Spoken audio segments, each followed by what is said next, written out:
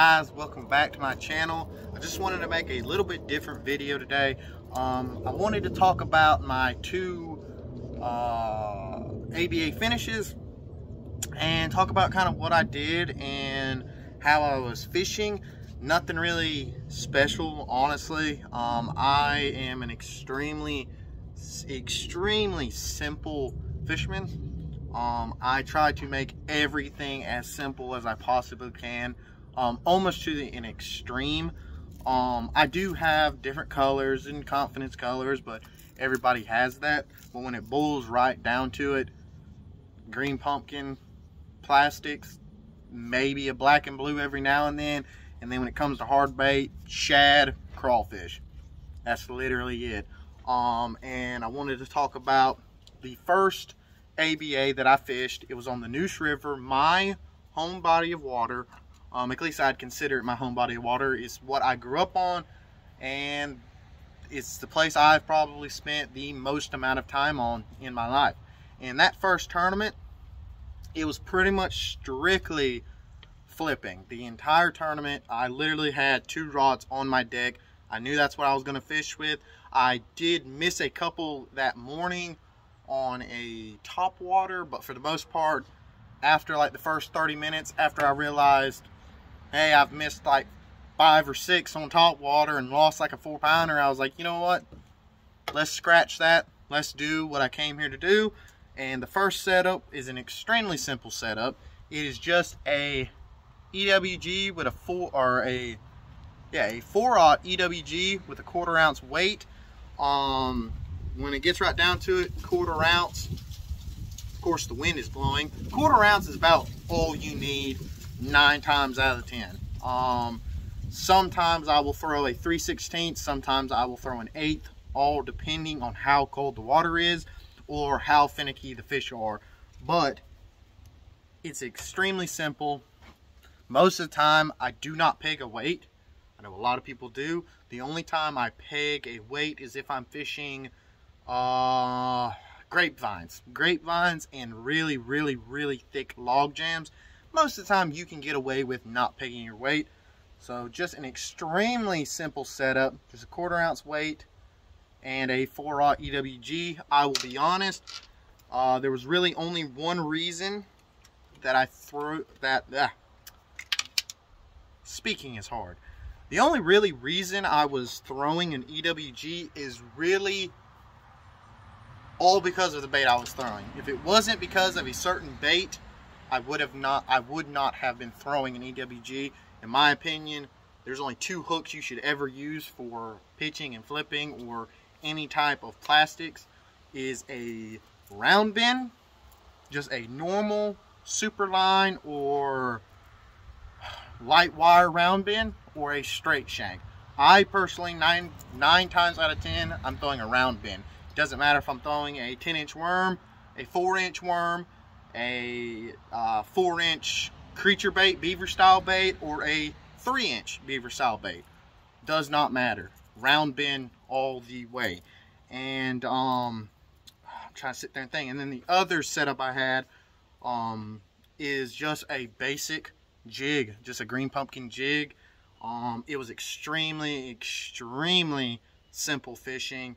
The first ABA on the Neuse River, it was pretty tough, I'm not gonna lie. And that's another reason why I ended up picking up the flipping stick, even though that's what I was planning on throwing. When the bite gets tough, in my opinion, I normally pick up a flipping stick. That's what I like to do, and that's normally what I do. And it's extremely simple setup, just a 7/4. 7/4 is all you need. You can throw a 7/6, and the rod I just had in my hand is a 7/6, but you really don't need a rod that big.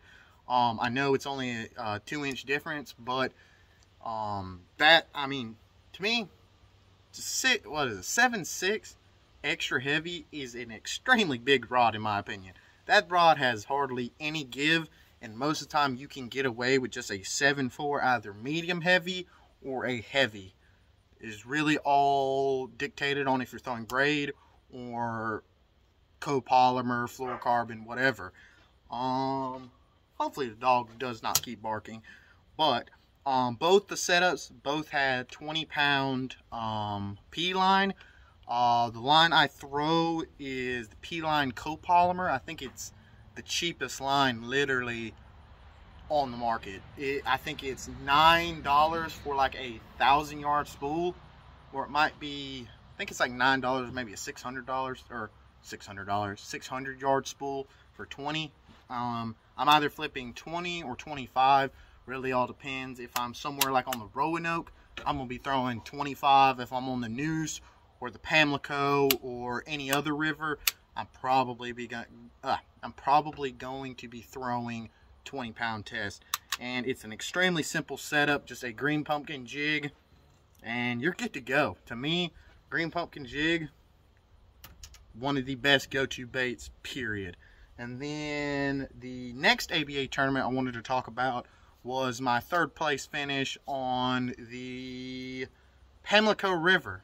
For some reason, I completely drew a blank on that, but that tournament was a very different tournament. The water was a little bit cooler, and we're starting to get, like in North Carolina, at least where I'm from, on the East Coast, we're starting to get this really weird, like, we're almost like still in late summer, like early fall, even though it's November. We're still like in a really weird transition. And that tournament was pretty much strictly reaction bait, like reaction baits, for me anyways. I ended up having like a little over 10 pounds, but I ended up having a dead fish. I'm not exactly sure what happened. I hooked him, and the only thing I can think of is I had him hooked really deep on the bait I was throwing, and while I was reeling him in, the hook came out, and I just barely caught him in the corner of the mouth. And when I got him in, he was bleeding really bad. He was alive most of the day. He actually died later on in the day, and I caught him pretty early.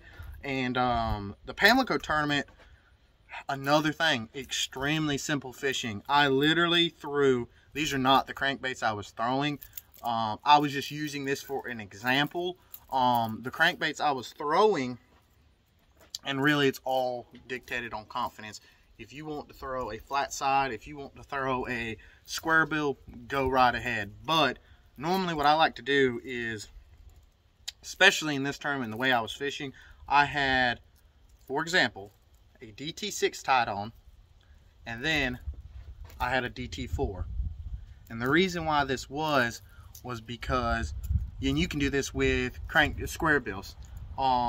It doesn't really matter too much, but for most of the fishing I did was with the DT6. And the reason why I had this one tied on is to get just a little bit deeper and hit those banks that are not super deep, but kind of in that like 10 to 12 foot range. A lot of these fish were chasing bait, and that's why I didn't really want to get to the bottom, because I kind of still wanted to fish a little bit higher in the water column. And the DT6 is what I did a lot of my damage on. And then when I would get to those more flatter banks, and those banks that were real long tapering banks, I was throwing a DT4. And because most of the time in those spots, the DT6 was just dredging out the bottom, and I really could not fish my bait that efficiently, because every time I'd throw it out there, I'd be reeling it in, the bait would get caught up, and I couldn't retrieve it like I needed to. And that's why I would really put on the DT4, and the DT4 would run just a little bit shallower, and that way I could still, and on top of that, you could do this with the DT6, but that bait does have a fairly long bill, so it wants to dive extremely quick. And what I was doing with the DT4 on those flatter banks is, what I was doing was I was taking the DT4 and I was holding my rod tip up. Let me use for example. I was taking my rod and I was not holding it straight above my head, but I was holding it more at a kind of right in line with my eyes, actually. And I was just kind of keeping it up off the bottom just a little bit, where I would still nick the bottom, but not like dredge into the bottom where muck and stuff would get on my lure. And with that DT6, literally throw it out there, hold your rod tip down, start cranking. The DT4, I had a little bit slower gear ratio, a 5/6 to 1, and then the DT6 I was throwing on a 6/3 to 1, just a little bit faster. Because that DT6 I was actually fishing fairly fast, and I was fishing the DT4 pretty quick, but since I was fishing in kind of shallower water, I was just kind of keeping it at a moderate pace. And then another bait I was throwing was a jerk bait. The only thing was, this is actually what I wanted to throw, even though I hate throwing a jerk bait. I want to gain confidence in it, and I've been catching quite a few fish on a jerk bait in some of the places I've been fishing, but the actual water temperature came up just a little bit too much, and that jerk bait bite really got hurt. It was just not happening during the tournament, and that's why I ended up switching to a crankbait, so I could throw it a little bit faster, reel it a little bit faster, and that's pretty much it. Jerk bait, very standard. I think this one dives about 5 to 6 foot, not too deep. So normally, if I'm gonna be fishing any shallower than about 5 foot, I'm not gonna be throwing a jerk bait. So this is normally, I'm gonna be throwing this in a little bit deeper water, just trying to catch those suspended fish. And really, you can throw these baits anywhere in the country. It does not have to be a river. You go anywhere and you start throwing a DT6 and a fairly shallow diving jerkbait, you are good to go. You can go anywhere in the country and catch as many as you want, and then throw in the old flipping stick and you're good to go. But yeah, guys, I just wanted to make this little video and talk about kind of what I did in those tournaments. And these are not, for example, these are not the exact colors I was throwing. Just go out there and get you a shad pattern. This is a chartreuse. It's actually a very dull chartreuse. I think I bought it at Walmart, and I think this was a misprint. It looked really cool, and that's the reason why I bought it. So just go out there and get you a shad color, and go out there and get you a crawfish color, and go to town in any river system you live in, and you should catch as many as you want to. But guys, I want to say thanks for watching this video. I know it's a lot different, and I hope you enjoyed, and I hope you have a good evening. One more thing I forgot to mention, make sure you check my other videos down below. I'll try to add some in the description, and if you want to see me fishing the Pamlico or the Neuse River or the Roanoke, make sure you check them out. I appreciate y'all watching this video, and I hope y'all have a great day.